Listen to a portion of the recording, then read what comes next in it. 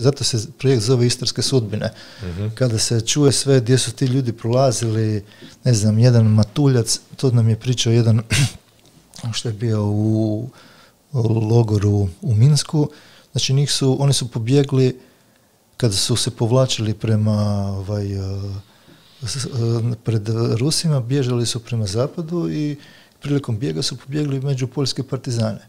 Kad su Rusi razoružili poljske partizane, njih su vratili u isti logor kud su pobjegli.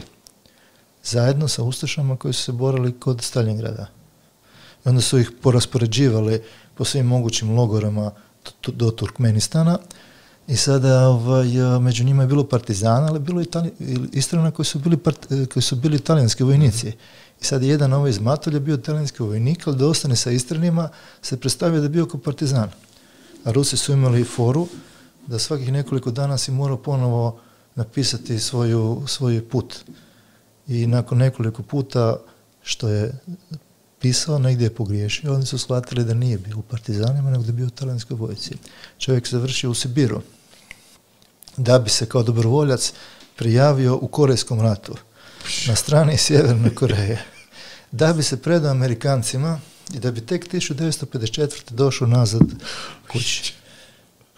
Nemaš vjerovati. To je sudbina.